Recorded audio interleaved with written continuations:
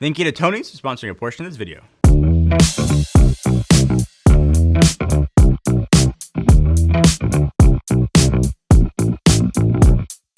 Okay, challenge time. Go to Best Buy or go to bestbuy.com and look at the different TV sets and all the different technology they have there. And I'm gonna wager that most people could not make sense of just the mess of acronyms that are just spewed at your face. I think it's intentionally confusing. It's like buying a mattress. There's 14,000 different models. And I think this year, things are gonna get a bit more simpler when it comes to TVs. CES just wrapped, which means we saw all the new tech and the new sets that ultimately should come out this year. Last year was all about, I think, new technology. You know, we saw mini LED, micro LED start to kind of make its way to actual products. This year, I think, is about refining that technology, making some of it more affordable, making some things a bit larger. And if you're looking to get a TV this year, this video, bookmark it, come back to it, will hopefully help make sense, not only of the technologies that came out, but also hopefully help you pick a set that deserves a spot on your wall.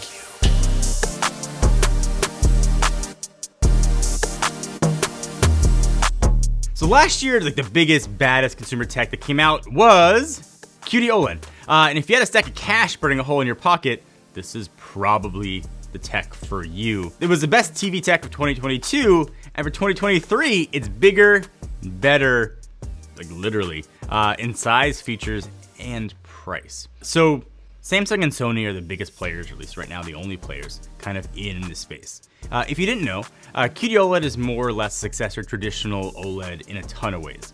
Same things you love about OLED with perfect black, slim design, incredible detail, except QD-OLED gave us a brighter OLED. And not just the whites, but also the vibrancy of the colors as well. It's like the perfect combination of TV tech. And this was supposed to be like the shaboodle of TVs. And there's one thing holding it back, that was size. The max of these sets was 65 inches. But this year, Samsung, and actually Samsung alone as of this filming, giving consumers what they want by offering a QD-OLED set up to now 77 inches. So the absurdly long and weirdly named S95C QD-OLED is gonna come in 55, 65, and 77 inches. Promises to be brighter and more vibrant than last year's. It also has a slightly new design with better integrated sound system in the rear. And finally, it's Samsung's One Connect box that sort of houses all the TV's connections really nicely. Samsung's also offering the S90C QD-OLED. That's only going to come in 55 and 65 inches, but the design is basically the same as the 2022 model. It won't have the nicer sound system and One Connect box that the higher S95C version will have.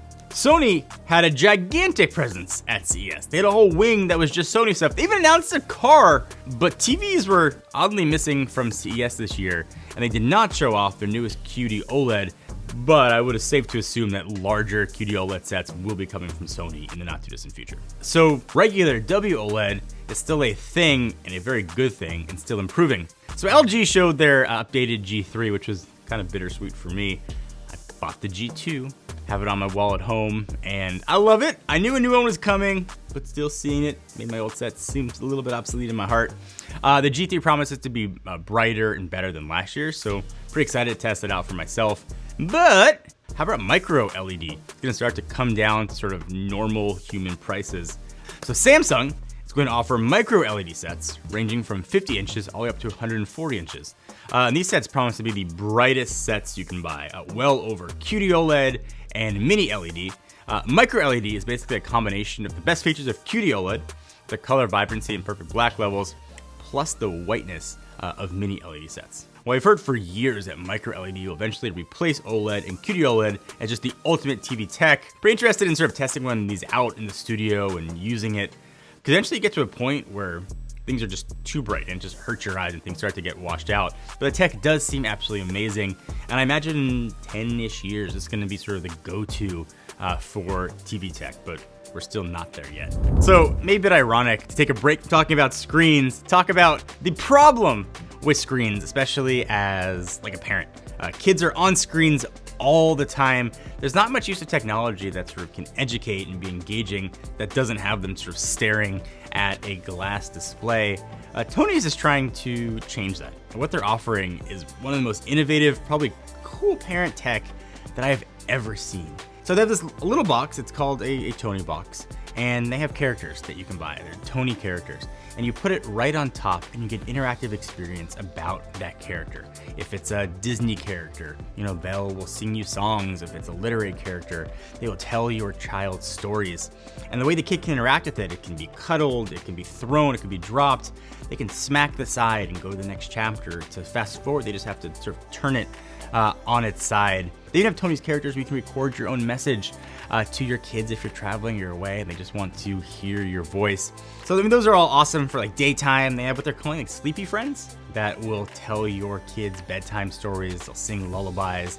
They have one that's a nightlight that can be controlled even without the Tony box. There's just something for sort of every phase of your kid's life. And they range for all ages too. If you get a Tony box when your kid is little, it can work all the way up until they are older, from Sesame Street and Disney all the way up to National Geographic. I mean, you can see my kids playing with it, and this was not something I set up at all. This is just them interacting and playing with it.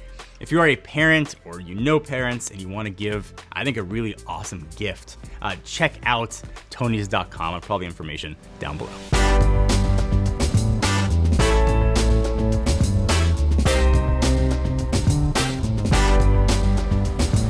So premium sets are awesome. QD-OLED, W-OLED, even micro LED is incredible, but those sets I think are for a smaller subset of people. A lot of people are upgrading their sets, like they're getting their first 4K set. They want something new, want something better, don't care about nits, don't care about the technology, just want it to look good. And mini LED, I think, is where a lot of them are going to go. So I think this is the year that mini LED starts to flex and shine. So last year, QLED was refusing to die, kind of hanging around as the best, most affordable option for the average TV buyer. But I think mini LED sort of come into more homes this year than any other kind of TV in 2023. Even towards the end of last year, actually, we saw mini LED sets start to come way down in price, especially from brands like TCL and LG. But one brand that surprised me was at CES, actually Hisense. Hisense is just one brand that's coming out with really affordable mini LED tech. I'd expect TCL's prices to come down as well, and LG to release some more affordable options here. So for Hisense, their mini LED UX line looked pretty good, and Hisense is hoping to bring that to the US in 2023. Now, this is granted, I saw it at the show floor with dim lighting and relatively controlled environment, so don't know how it's gonna look in actual like houses. TCL is also looking to sort of repeat with their popular mini LED line, the new naming scheme. They're abandoning the numbered series, like the 6 series last year, and going with letters instead. So here's how it works. TCL's new QM8 mini LED will come in varying sizes. It will go all the way up to an insanely large 98 inches. TV will also have a subwoofer built into the set. Of course, TCL and Hisense are obviously not the only brands coming out with mini LED TVs this year. I think just about every brand out there is either offering a new mini LED set or at least sort of stepping into the TV tech this year.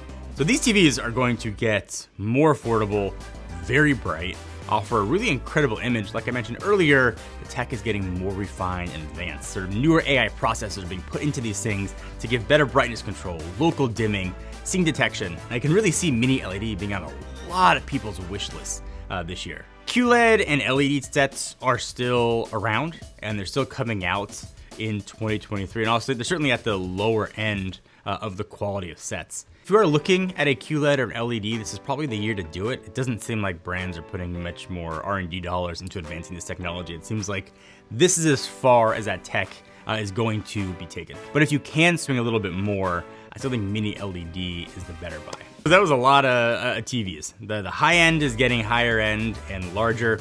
The middle end is getting better and more affordable, and the lower end is starting to get really good. That's kind of like the smartphone world.